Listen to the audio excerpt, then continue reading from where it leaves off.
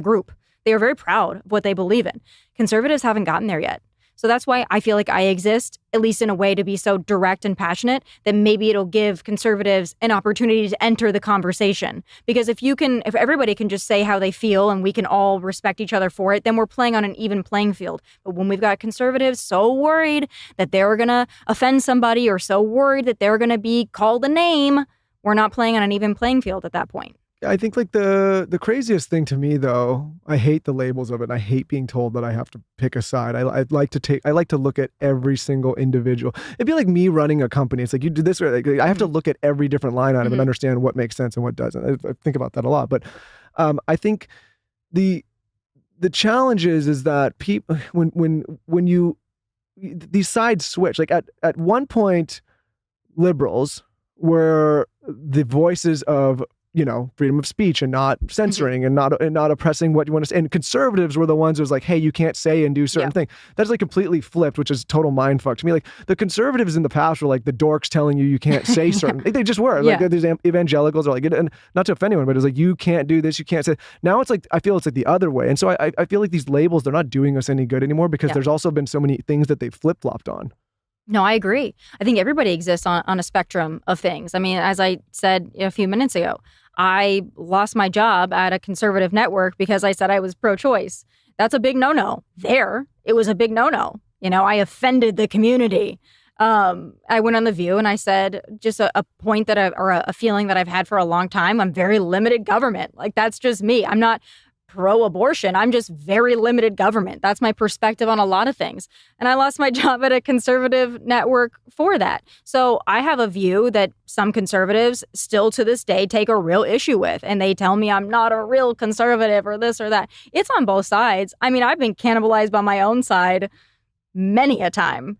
And that's frustrating. How did you know you lost your job? Like, what did that look like? So you go on The View, you say this, and then what happened? Then they told me, don't come back on Monday to do your show. You're suspended indefinitely. That's how it was. Yeah. And I think this is where people just don't come to the building, like you're locked out. Were you horrified? Were you shocked? Were you like, oh, this makes sense? No, I was shocked. And that's why the lawsuit ensued. And has it been settled yet? Oh, yeah, many years ago. ago. And what happened? We just settled. It's settled. We just settled, And then you moved to networks, obviously. But this is what I'm saying about why I think a lot of people are very hesitant to trust some of these platforms, because while maybe there was not a strict say you can or can't do anything, I don't know what the details of the lawsuit, but like to me, that's an instance of someone said something that we as a company don't allow it to be said. And so now we got to get rid of, like, okay, I run this company, which is different. We're not in politics, thank God. Right? But I don't care. What people on these, like, I really do nothing to police what anyone's saying here. Yeah. And during the pandemic, I got called about people saying all sorts of stuff. Like, what are you going to do? I'm like, nothing. I'm not going to do anything. It's not my job. Like, I don't tell people what to do. Some people, like, I'm even advertisers, like, I'm not going to advertise them. Go, great, don't advertise them. There's other shows. Or, I'm not going to listen. Okay, don't, like, but I don't, do you know how much of a clusterfuck it would be for me to go and police 100 different women and shows and say, you can do this or not do that? And then it's like, oh, I made an exception for this one, but not that. So I think these companies are going to get in trouble, because how do you police all that, especially in a world we live in now where this, you can have your own voice. You have your own voice. You know what I mean? No, exactly. Which is what I love. Free speech, absolutely. That's what we stand for at Fox. That's what we stand for certainly at Outkick, which is like our subsidiary of Fox that Fox owns now. Really, it's free speech, absolutely. And that, to me, should be something that everybody wants to guard and protect. But it doesn't seem to be the case right now.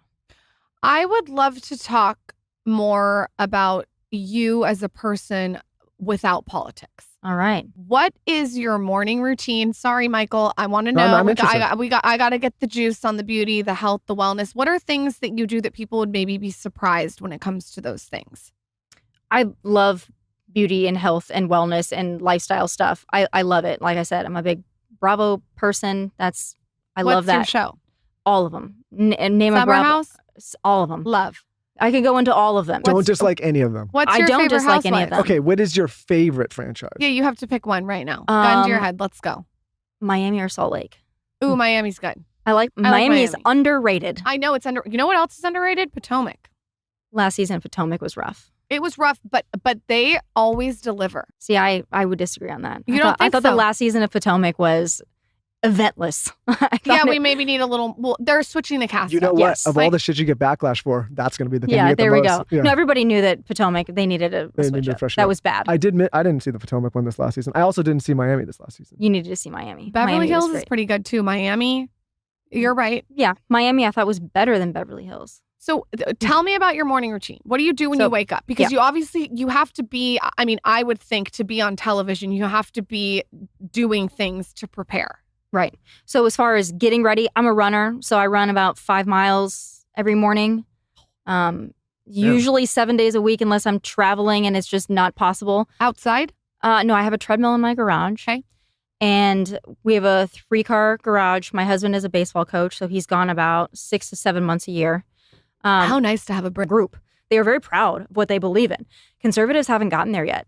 So that's why I feel like I exist, at least in a way, to be so direct and passionate that maybe it'll give conservatives an opportunity to enter the conversation. Because if everybody can just say how they feel and we can all respect each other for it, then we're playing on an even playing field. But when we've got conservatives so worried that they're going to offend somebody or so worried that they're going to be called a name, we're not playing on an even playing field at that point. I think like the craziest thing to me though, I hate the labels of it. And I hate being told that I have to pick a side. I like to look at every single individual. It'd be like me running a company. It's like you do this, like, I have to look at every different line item and understand what makes sense and what doesn't. I think about that a lot. But I think the challenge is that people when you these sides switch. Like at one point, liberals were